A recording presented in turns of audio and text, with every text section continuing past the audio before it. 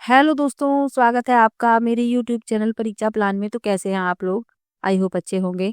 तो रीट एग्जाम के लिए लेवल 2 के लिए साइंस के प्रीवियस ईयर के क्वेश्चन मैं सॉल्व करवा रही हूँ। तो ये जो पेपर है ये 2021 वाला है।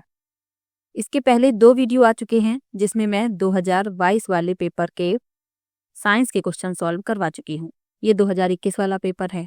इसके अलावा लेवल 1 के लिए मैं ईवीएस के प्रीवियस ईयर के क्वेश्चन भी सॉल्व करवा रही हूँ, तो आप लोग वो वीडियो भी देख सकते हैं। तो चलिए वीडियो को शुरू करते हैं। वीडियो देखने के बाद यदि आपको अच्छा लगे तो वीडियो को लाइक और शेयर कीजिएगा, और यदि आप चैनल पर नए हैं तो चैनल को सब्सक्राइब कर लीजिए। तो पहला प्रश्न दिया गया है, अंतरराष्ट्रीय मात्रक पद्धति में पास्कल किसका मात्रक है? पहला विकल्प है दाब, दूसरा है कार्य, तीसरा है ऊर्जा और चौथा है शक्ति। तो अंतरराष्ट्रीय मात्रक पद्धति में पास्कल जो है वह दाब का मात्रक है। ए विकल्प इसमें सही हो जाएगा। दाब क्या होता है? तो प्रति इकाई क्षेत्रफल पर लगने वाले बल को दाब कहते हैं। अब जो और विकल्प लिखे हुए हैं उनके मात्रक भी जान लीजिए। कार्य का एसआई मात्रक जूल है, ऊर्जा का भी एसआई मात्रक जूल है और शक्ति का वाट है। तो ये सब भी आपको याद रखना है।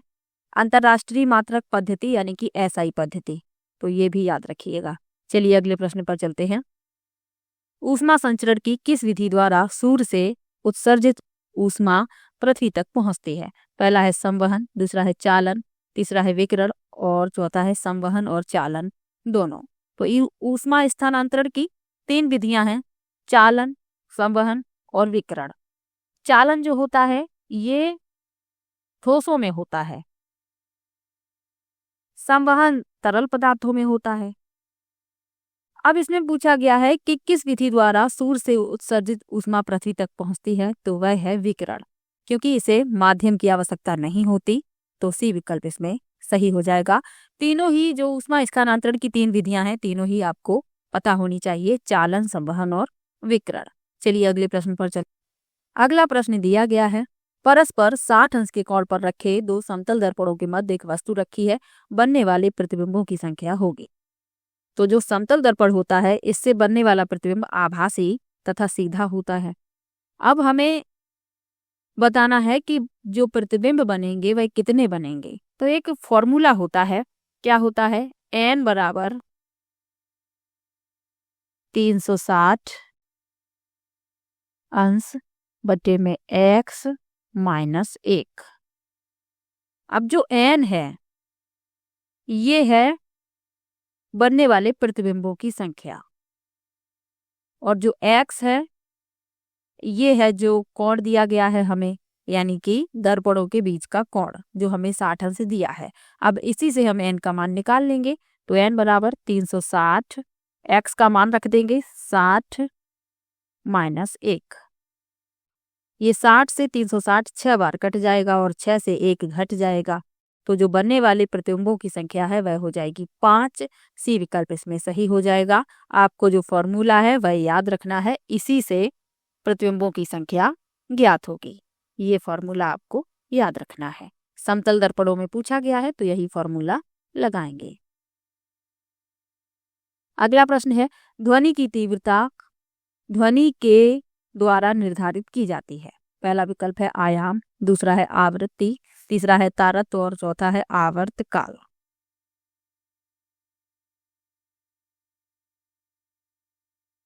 तो ध्वनि जो है कंपन द्वारा उत्पन्न होती है और ध्वनि संचरण के लिए माध्यम की आवश्यकता होती है। निर्वात में ध्वनि का गमन नहीं होता, इतना तो आपको याद रखना है।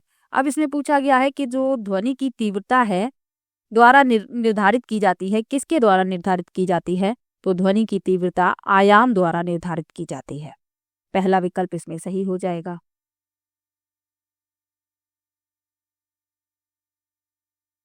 और आवृत्ति जितनी अधिक होगी ध्वनि का तारत्व भी उतना अधिक होगा। ध्वनि में अधिक तीक्ष्णता होती है, और आयाम जितना अधिक होगा ध्वनि की प्रबलता उतनी ही अधिक होगी।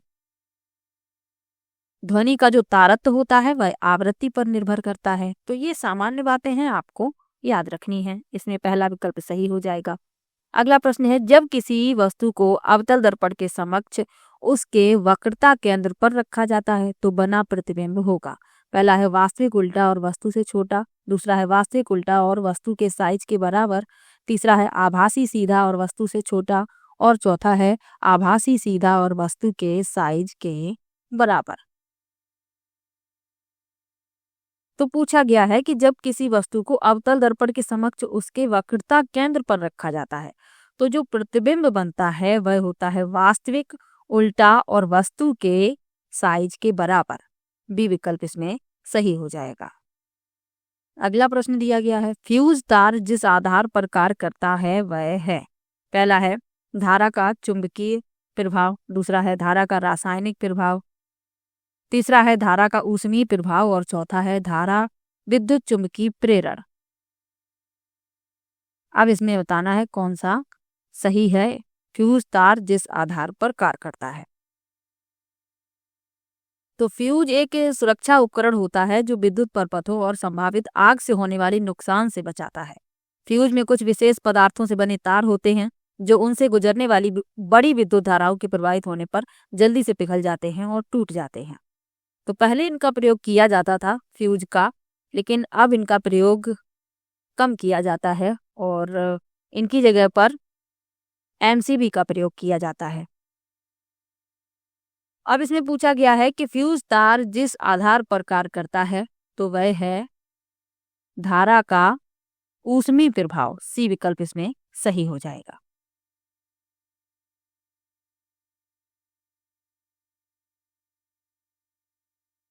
चलिए अगले प्रश्न पर चलते हैं। लिखा है पृथ्वी पर किसी वस्तु का पलायन वेग होगा। पहला है 12.1 किलोमीटर प्रति घंटा, दूसरा है 12.1 किलोमीटर प्रति सेकंड, तीसरा है 11.2 किलोमीटर प्रति घंटा और चौथा है 11.2 किलोमीटर प्रति सेकंड।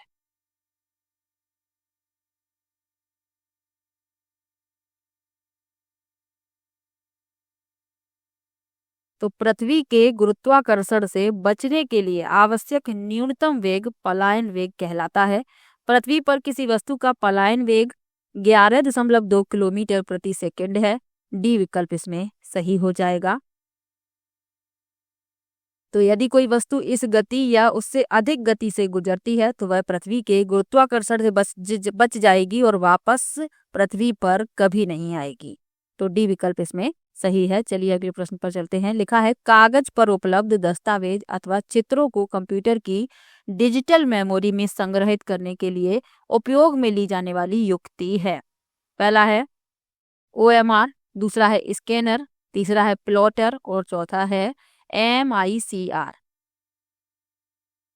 तो कागज पर उपलब्ध दस्तावेज अथवा चित्रों को कंप्यूटर की डिजिटल मेमोरी में संग्रहित करने के लिए उपयोग की जाने वाली युक्ति है स्कैनर। बी विकल्प इसमें सही हो जाएगा। OMR क्या होता है? OMR का फुल फॉर्म है ऑप्टिकल मार्क रीडर। तो OMR या ऑप्टिकल मार्क रीडर वह उपकरण है जो पढ़ता है कि पेन या पेंसिल द्वारा बनाया गया निशान मौजूद है या नहीं। तो जो एग्जाम होते हैं उनमें OMR सीट दी जाती है तो वह इसी तरीके से चेक की जाती हैं। प्लॉटर क्या होता है? तो यह एक आउटपुट डिवाइस है। प्लॉटर एक कंप्यूटर हार्डवेयर डिवाइस है जिसका उपयोग वेक्टर ग्राफिक्स को प्रिंट करने के लिए किया जाता है। और MICR क्या है? तो MICR प्रौद्योगिकी का उपयोग विभिन्न प्लेटफार्मों पर चुंबकीय स्याही के चिन्हित क्षेत्रों की पहचान के लिए किया जाता है। इसका उपयोग बैंकिंग सिस्टम में बड़े पैमाने पर किया जाता है। तो ये आपको याद रखना है, इनके बारे में आपको जानकारी देनी आवश्यक थी। चलिए अगले प्रश्न पर चलते हैं। लिखा है Sb किस तत्व का प्रतीक है? पहला है एंटीमनी, दूसरा है सेलेनियम, तीसरा है स्ट्रोंसियम और चौथा है टिन। तो Sb जो है वह है एंटीमनी का। ये विकल्प इसमें सही हो जाएगा।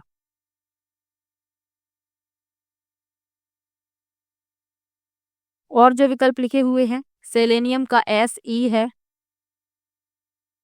स्ट्रोंसियम का Sr है और टिन का Sn है। तो ये भी याद रखिएगा। चलिए अब ये प्रश्न पर चलते हैं। निम्नलिखित में से यौगिक है? पहला है हीरा, दूसरा है ग्रेफाइट, तीसरा है ओजोन और चौथा है जल। तो यौगिक क्या होता है? तो यौगिक तब बनते हैं जब दो परमाणु रासायनिक रूप से संयोग करते हैं और एक नया अणु बनाते हैं। इसमें यौगिक पूछा गया है तो यौगिक है जल। डी विकल्प इसमें सही हो जाएगा।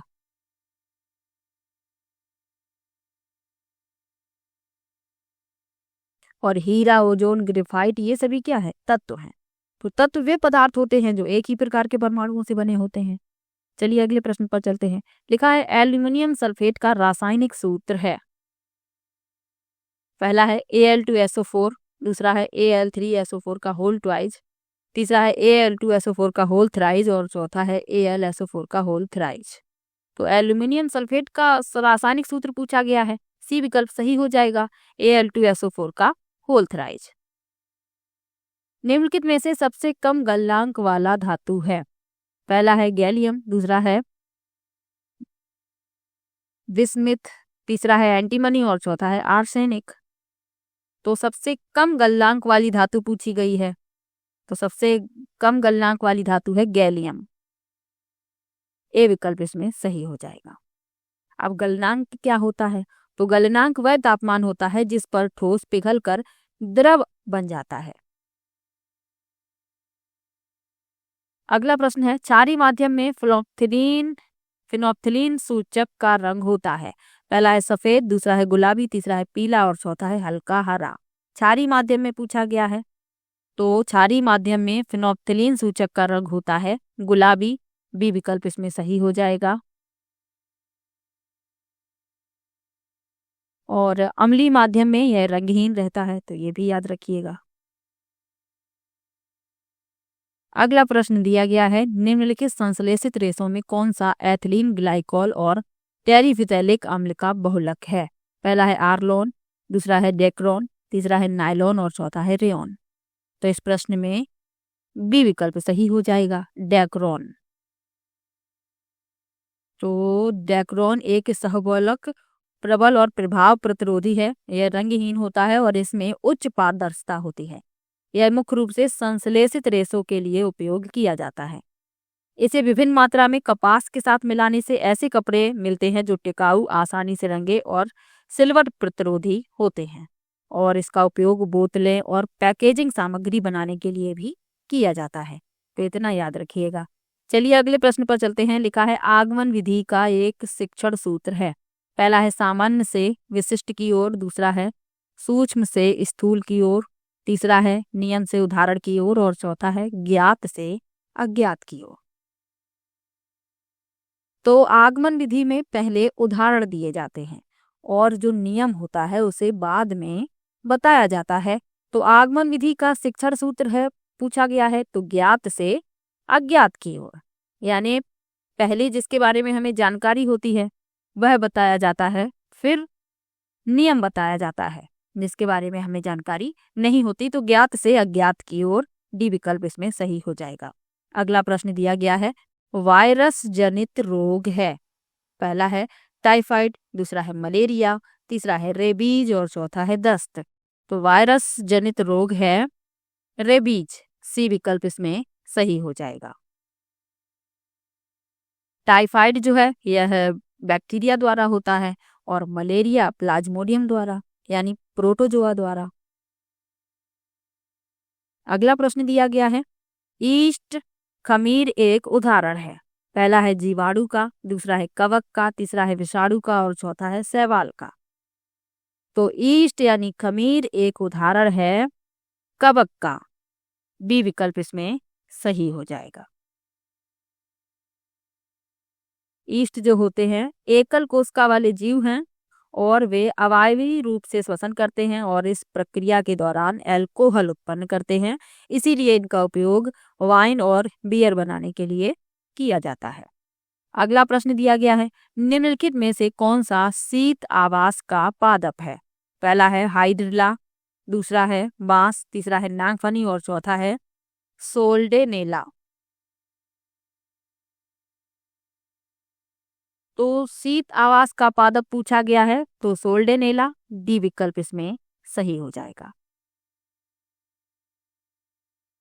तो सोल्डेनेला को आमतौर पर स्नोबेल के रूप में भी जाना जाता है। यह आल्प्स और बाल्कन जैसे यूरोपीय पहाड़ियों में उगता है। यह अक्सर अल्पाइन घास के मैदानों में पाया जाता है जहां तापमान 0 डिग्री सेल्सियस तक नीचे चला जाता है। तो डी विकल्प इस प्रश्न का उत्तर हो जाएगा। अगला प्रश्न है, अगले प्रश्न में मिलान करना है, तो चलिए मिला लेते हैं, फिर देखते हैं कौन सा विकल्प सही है। लिखा है क्षय रोग, तो इसे मिलाएंगे माइकोबैक्टीरियम ट्यूबरकुलोसिस यानी कि डी से मिला देंगे। उसके बाद लिखा है टाइफाइड, तो साल्मोनेला टाइफी, इसे ए से मिला देंगे। कुकुर खांसी यानी कि बोर्डेटेला पर्टुसिस, इसे तीसरे से ये सही मिला हुआ है, सामने लिखा हुआ है। और छोटी माता वेरिसेला जोस्टर, इसे बी से मिला देंगे। तो इस क्रम में जो सही है विकल्प वह हो जाएगा सी विकल्प। अगला प्रश्न दिया गया है, मानव शरीर की सबसे बड़ी ग्रंथि कौन सी है? पहला है यकृत, दूसरा है अग्नाशय, तीसरा है अधिवृक्क और चौथा है थाइमस। तो मानव शरीर की सबसे बड़ी ग्रंथि है यकृत, ए विकल्प इसमें सही हो जाएगा। तो यकृत मानव शरीर की सबसे बड़ी ग्रंथि है और सबसे भारी आंतरिक अंग है। भोजन के पाचन के लिए मुख्य रूप से यकृत जिम्मेदार होता है। यह पित्त रस का स्रावण करता है, तो ये भी आपको याद रखना है। चलिए अगले प्रश्न पर चलते हैं। मानव मादा में निषेचन स्थल है। पहला विकल्प है योनि, दूसरा है गर्भाशय, तीसरा है अंडवाहिनी और चौथा है अंडाशय। तो मादा मानव में निषेचन स्थल है अंडवाहिनी यानी कि फेलोपियन नल का सी विकल्प इसमें सही हो जाएगा। तो निषेचन क्या होता है? निषेचन एक प्राकृतिक जीवन प्रक्रिया है जिसमें नर और मादा युग्मकों का संलयन शामिल है, जिसके परिणाम स्वरूप युग्मनज का विकास होता है। चलिए अगले प्रश्न पर चलते हैं। लिखा है हाइड्रा में सामान्यतया अलैंगिक जनन का प्रकार है। पहला विकल्प है बीजाणुक जनन, दूसरा है द्विविखंडन, तीसरा है बहुविखंडन और चौथा है मुकुलन। तो हाइड्रा में होता है मुकुलन, अलैंगिक जनन की यह विधि है, डी विकल्प इसमें सही हो जाएगा। अगला प्रश्न है, तप्त स्थल शब्द दिया था। पहला विकल्प है अर्नेस्ट हैकल ने, दूसरा विकल्प है एजी टेंसले ने, तीसरा है वाल्टर जी रोजेन ने और चौथा है नॉर्मन मेयरस ने। तो तप्त स्थल शब्द दिया था नॉर्मन मेयरस ने, डी विकल्प इसमें सही हो जाएगा। अगला प्रश्न है, निम्नलिखित में से कौन सी तकनीक जैव चिकित्सकीय अपशिष्ट के निस्तारण हेतु सर्वाधिक उपयुक्त है? पहला है भूमि भराव, दूसरा है भस्मीकरण, तीसरा है पुनर्चक्रण और चौथा है जल में निस्तारण। तो जैव चिकित्सकीय अपशिष्ट के निस्तारण हेतु सर्वाधिक उपयुक्त है भस्मीकरण, बी विकल्प इसमें सही ही जाएगा। अगला प्रश्न है, निम्नलिखित में से किसको भारत के बर्डमैन के रूप में जाना जाता है? पहला विकल्प है सलीम अली, दूसरा विकल्प है एपीजे अब्दुल कलाम, तीसरा विकल्प है होमी जहांगीर भाभा और चौथा है सीवी रमन। तो भारत के बर्डमैन के रूप में जाना जाता है सलीम अली को, ए विकल्प इसमें सही हो जाएगा। तो सलीम अली महान पक्षी विज्ञानी और प्रकृतिवादियों में से एक थे, तो इन्हें ही भारत के बर्डमैन के रूप में जाना जाता है। अगला प्रश्न है, राजस्थान में जीरा के प्रमुख उत्पादक जिले हैं। पहला विकल्प है बारां, चित्तौड़गढ़, झालावाड़, दूसरा है अलवर, जयपुर, नागौर, तीसरा है श्रीगंगानगर, हनुमानगढ़, बीकानेर और चौथा है जालोर, जोधपुर, बाड़मेर। तो जीरा के प्रमुख उत्पादक जिले हैं जालौर, जोधपुर, बाड़मेर, डी विकल्प इसमें सही हो जाएगा। अगला प्रश्न है, निम्नलिखित में से कौन से कोशिकांग में संरूपण तल तथा परिपक्वन तल पाए जाते हैं? पहला है माइटोकॉन्ड्रिया, दूसरा है गोल्जी काय, तीसरा है लाइसोसोम और चौथा है लवक।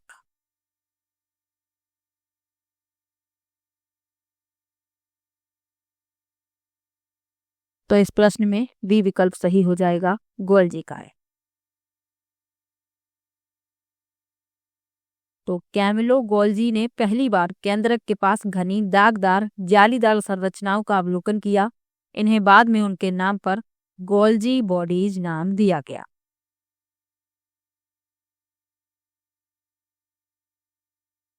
माइटोकॉन्ड्रिया को कोशिका का ऊर्जा ग्रह यानी पावर हाउस ऑफ सेल कहा जाता है। लाइसोसोम को आत्महत्या की थैली कहा जाता है। तो साथ में ये भी याद रखिएगा। चलिए अगले प्रश्न पर चलते हैं। लिखा है वयस्क मनुष्य के ऊपरी जबड़े में उपस्थित चवर्णक दांतों की संख्या होती है। पहला है 2, दूसरा विकल्प है 4, तीसरा है 6 और चौथा है 8।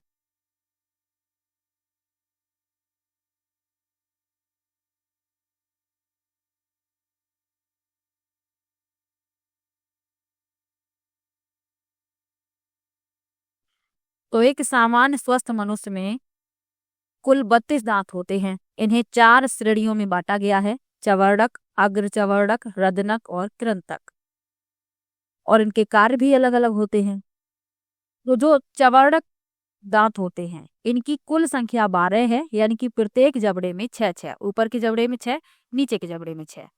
अग्र चवर्णक इनकी कुल संख्या 8 है, ऊपर के जबड़े में 4 और नीचे के जबड़े में 4। रदनक की संख्या 4 है, ऊपर 2 और नीचे 2। और कृंतक की संख्या 8 है, ऊपर के जबड़े में 4 और नीचे के जबड़े में 4।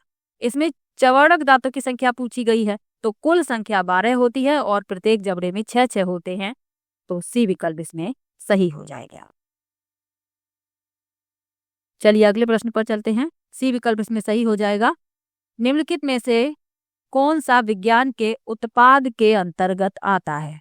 पहला है वैज्ञानिक अभिवृत्ति, दूसरा है परिकल्पना बनाना, तीसरा है वैज्ञानिक नियम और चौथा है प्रयोग करना। तो इसमें पूछा गया है कि कौन सा विज्ञान के उत्पाद के अंतर्गत आता है, तो वैज्ञानिक नियम, सी विकल्प इसमें सही हो जाएगा। अगला प्रश्न है विद्यार्थियों की अधिगम कठिनाइयों के निदान के उपरांत विज्ञान शिक्षण में किस प्रकार के शिक्षण की व्यवस्था की जानी चाहिए? पहला है दल शिक्षण, दूसरा है उपचारात्मक शिक्षण, तीसरा है सूक्ष्म शिक्षण और चौथा है निदानात्मक शिक्षण। तो इसमें पूछा गया है कि अधिगम की कठिनाइयों के निदान के उपरांत, तो उपचारात्मक शिक्षण, बी विकल्प इसमें सही हो जाएगा। तो साइंस के सभी प्रश्न मैंने सॉल्व करवा दिए हैं। किसी भी प्रश्न में आपको डाउट हो तो आप कमेंट बॉक्स में जरूर लिखिएगा। और यदि ईवीएस की वीडियो आप नहीं देख रहे हैं तो देख लीजिए, यदि आप लेवल 1 का एग्जाम भी देने वाले हैं। तो चलिए मिलते हैं नेक्स्ट वीडियो में। तब तक के लिए बाय बाय।